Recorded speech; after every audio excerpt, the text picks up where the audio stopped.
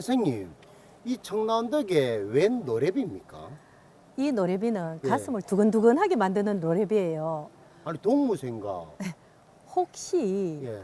중고등학교 다닐 때, 예. 중고등학교 다닐 때 버스 승강장에서 이렇게 만났던 여학생 아 없어요? 진짜 그 학생 때문에 아침에 그 시간 맞춘다고 얼마나 애먹었는데요. 그런데 내가 5분 늦게 가면 그 여학생도 5분 늦게 나오는 거 같지 않았어요? 그러고 보니까 선생님 아니 어떻게 알아요? 누구나 첫사랑을 떠올리게 하는 노래비예요. 근데 그 노래비가 네. 왜 이 청라언덕에 왜 이곳에 있냐면 박태준이란 분입니다. 박태준 뒤에 선생님을 붙여야 돼요. 예. 박태준 선생님께서 최초의 남자 학교 개성을 다니셨어요. 예. 근데 개성을 지나가는데 바로 옆에 최초의 여자 학교가 있었어요. 근데 자신도 모르게 지나가면 그 여학생을 볼 때가 많았다는 거죠. 근데 이 학생이 얼마나 예뻤겠어요. 뽀얀 얼굴에. 예. 그래서 이분이 학교를 졸업을 하고 고백을 해야 되는데 고백을 했을까 못했을까? 고백을 그 시절에 하기 어려웠잖아요. 고백을 못하고 마산 창신학교에 영어와 음악을 가르치는 선생님으로 부임을 했어요. 근데 거기서 노산 이현상 선생님을 만나요. 근데 박태준 선생님은 굉장히 훌륭한 자기 형님이 있었어요. 클러멘타인 켄터키의 집 스와니강을 번안하신 박태원이란 분이 계셨어요. 근데 자기의 우상이었는데 형님이 일찍 돌아가셨어요. 그래서 형님 생각에 또 나라는 빼앗겼지. 우울해 있는데 예. 이현상 선생님이 다가오셔서 뭐 그런 인상을 하고 있냐고. 니는 첫사랑이 없나? 이렇게 이야기를 했던 거예요. 예.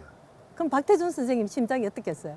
쿵덕쿵덕 뛰겠죠. 그 시절 그렇죠. 생각하면. 갑자기 자기는 몇 년이 흘렀으니까 다 잊어버린 줄 예. 알았는데 심장이 두근두근거려.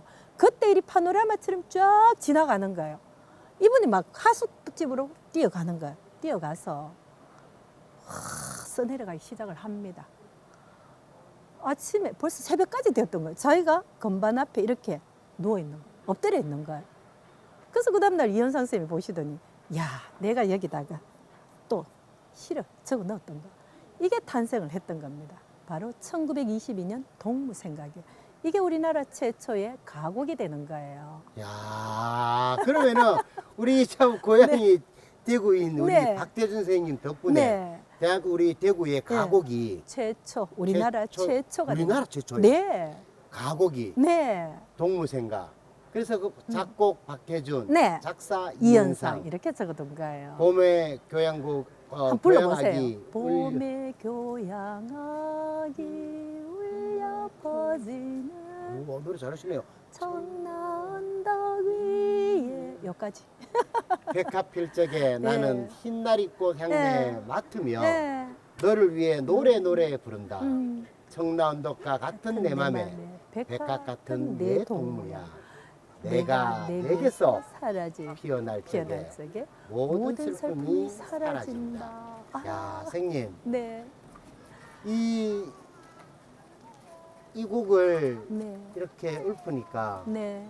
하늘이 쳐다보게 되네요. 지금 그대는 어디 있을지. 그러게요.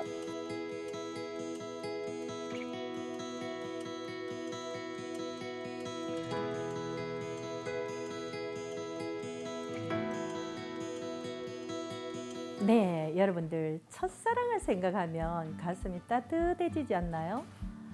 박태준 선생의 동무생각을 들어보니까 갑자기 저의 10대 시절, 20대 시절이 떠오르기도 합니다.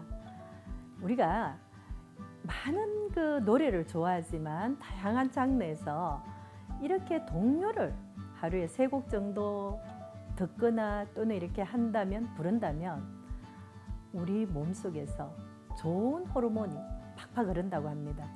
대구에서 동요 부르기 보급 운동을 한 경우도 있는데요. 동요를 여러분들이 자주 접하시면 좋을 것 같습니다. 자, 첫사랑을 생각하면서 청라언덕에 오면 너무나 이 경치에 또 우리가 반하고 맞죠.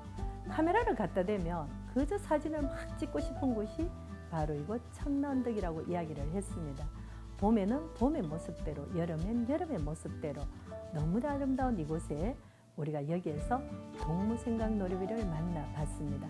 근데 박태준 선생님은 우리가 알고 있는 대부분의 곡들, 150곡이나 되기 때문에 정말 많은 곡을 남기셨죠. 동무생각과 함께 그 유명한 오빠 생각이 있어요. 덤북 생각이 나시죠? 오빠 생각. 수원에서 태어난 최순애는 어린이 잡지에 12살 때 오빠를 생각하면서 이 시를 쓰는데 입선이 되었어요. 그리고 마산의 이원수, 그 이듬해에 고향의 봄이라는 시를 썼는데 이 또한 입선작이 됩니다. 근데 이 두 사람은 서로의 그 좋은 글에 좀 좋은 감정을 갖게 되었죠. 펜팔을 하는 친구가 되었어요. 최순애에게 있어서 오빠는 하나밖에 없는 이 오빠는 정말 귀한 사람이었어요. 그리고 오빠는 항상 집을 떠나서 돌아올 때는 그 동생에게 예쁜 선물을 사다 주곤 했다는 거죠. 근데 그 오빠는 일본 순사들에게 쫓기면서 결국은 돌아오지 못하는 이런 신세가 되기도 했습니다. 이 최순애와 이원수는 계속 펜팔을 하면서 언제 어디에서 만나자라는 약속을 하게 돼요. 그런데 그 약속 장소에 갔는데 이분이 나타나지 않았던 거예요. 바로 경찰에 그 당시에 끌려가게 되었던 겁니다. 그리고 1년 뒤에 그들은 다시 만나게 되죠. 최순애는 집에서 많은 결혼을 강요를 했지만 그분을 기다리기도 했다는 거죠. 두 분은 결혼하셔서 3남 3녀를 낳고 아주 잘 사셨다고 합니다. 그래서 우리는 동무 생각을 떠올리면 항상 오빠 생각도 같이 가게 되는다는 거죠. 동무 생각, 오빠 생각 함께 불러보는 것도 괜찮을 것 같습니다. 근대 서양 음악의 시작이 바로 우리는 박태준과 현재명 선생이라고 이야기를 하죠. 최초의 어떤 간현악보를 만든 것도 바로 이분들입니다. 옆에 큰 교회를 새로 세우고 그 마당에는 현재명의 이팝나무가 있어요. 150년 이상 된 이 이팝나무, 며느리와 시어머니의 그 슬픈 이야기를 담고 있는 이팝나무를 우리는 현재명 나무라고 이름을 붙여뒀습니다. 이곳에서 많은 고상을 하셨던 현재명 선생님도 바로 가까이에서 함께 만나볼 수가 있습니다. 자그마치 400곡이나 남긴 현재명 선생님, 박태준 선생님, 바로 우리 동네에서 태어나신 가까이에 계신 두 인물이 계셨습니다. 그래서 우리는 이 두 분을 대구를 빛냈을 뿐만 아니고 우리나라 서양 음악의 1세대라고 이야기를 합니다. 박태준 선생님은 특히나 이현상 선생님과 함께 이 영남 지역 최초의 남자 학교였던 개성학교의 교가도 같이 만들기도 합니다.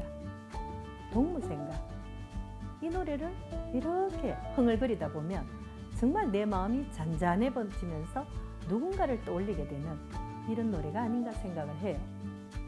그렇다면 지금까지 우리가 쭉 들었던 이 노래, 박태준 선생님의 첫사랑 러브스토리가 있는 노래의 제목은 무엇일까요? 우리 학생들하고 현장 수업을 할 때 항상 내는 문제입니다. 너무나 쉽죠? 고향의 봄, 동무생각, 오빠생각, 돛담배. 혹시 또 오빠생각이라고 이야기하는 분 안 계시겠죠? 여기서는 동무생각이 정답입니다. 이분은 1900년에 태어나셔서 86년에 돌아가셨어요. 일제강점기 때 단발령이 내렸을 때 머리를 깎지 않으셨다고 해요. 긴 머리를 하고 있었고 흰 두루마기를 입고 계셨고 그렇게 저항을 하셨다고 합니다. 이분의 형님 박태원은 켄터키의 집 스와니가 클레멘타인 그리고 운동에도 능하셨고 그런 분이 형님으로 있었고 박태준의 스승이자 형님이었던 박태원도 함께 만나볼 수 있는 곳이 바로 동무생각 노래비 앞입니다. 자, 다음으로 가보도록 할까요?